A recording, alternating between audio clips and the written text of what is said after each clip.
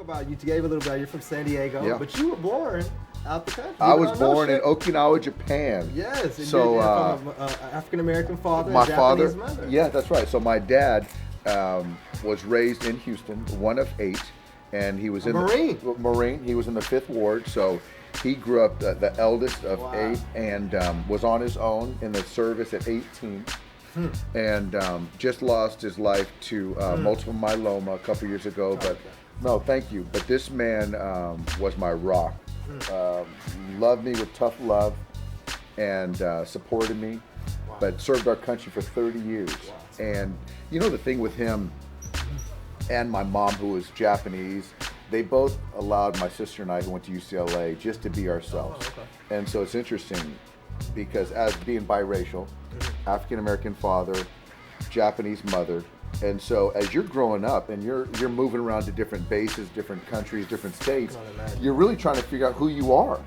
You're always moving. I mean, you're always moving, and you're trying to. For this life, right? That's right. Yeah, right. So I was supposed to be here in this melting pot in Los Angeles, where I fit in perfect. Yeah. But that's the thing, is that they really empowered my sister and I to be ourselves. And so you're trying to learn about your African American history, and my dad in Houston and my relatives in Houston, but also my mother's side. And I don't speak the language, obviously, of Japanese, but it's like you're really trying to find out who you are.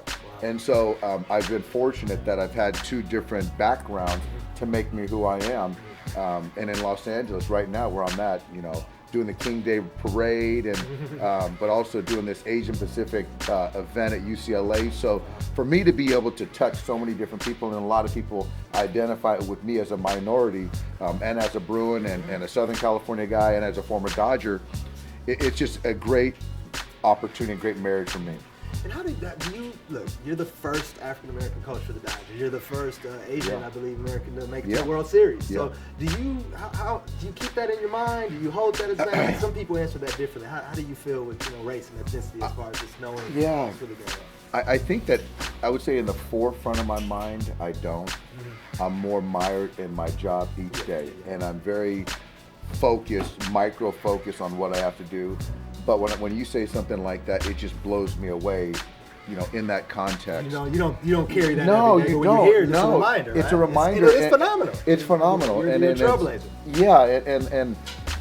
And where you talk about trailblazers, and obviously there's no one bigger than Jackie Robinson for me. And Sharon, his daughter, Rachel, his wife, they're good friends of mine. And so to sort of walk in his shoes and to be mentioned like that, or even as a trailblazer, I think that every day, I guess people say I'm making history. I don't look at it like that. I just try to do the best job I can. I'm here to remind you that. No, I appreciate that. I appreciate that. But I feel very grateful to be wearing this uniform and even be hanging out with you. Yeah.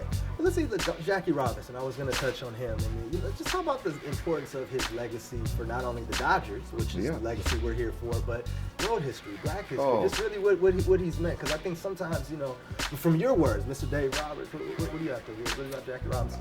I think the thing is that it is a legacy, and that's something that my kids joke with me all the time, because I use that word a lot because I just believe so strongly in that word, legacy.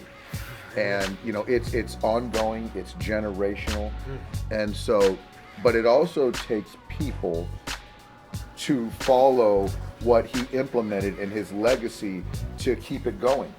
And so for me, yourself, for all these people in society and sports, to do things the right way when given opportunities, to do it the right way and to have success, keeps that legacy going. And so I look at it as a responsibility. And then I look at Jackie and how tough he was, and the stories that I hear about him. He's kind of bred like you from the military. That's right. And I spent time at Fort Hood, where he served at Fort Hood. This past winter, I went to Fort Hood. I saw that backstage. Yeah. If you haven't seen that backstage. That backstage me at Fort Hood with the soldiers was pretty special. No, but it's like, but he knew when to be tough. He knew when to turn a cheek, and he knew when to submit, but in the right context. And it just takes a really strong man. And so I try to do that as well, where, in a game or in a season where things get really rocky and everything's kind of coming down on you, media, fans are beating up on you, but then you got to still take the high road. And that's small when you're talking about it in the context of civil rights. But again, I'm just trying to do right by Jackie.